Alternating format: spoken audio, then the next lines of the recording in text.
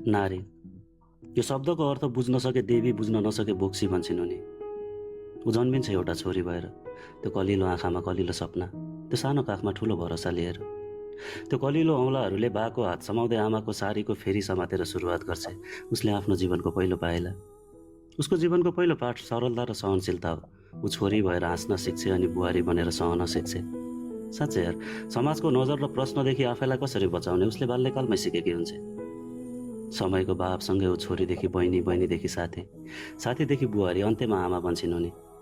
कस्तो कठिन हुन्छ एउटा नारीको जीवन यात्रा। ऊ कहिले आफ्नो बन्न सक्दिन। कति महान छिन् ती नारी, आफू मेटिएर पनि अरूको लागि देखिन्छ, जो आफैमा दुखाइ बोकेर र सबैको दुखाइको मलम भनेर भेटिन्छ। तिमी साँच्चै महान छौ नारी।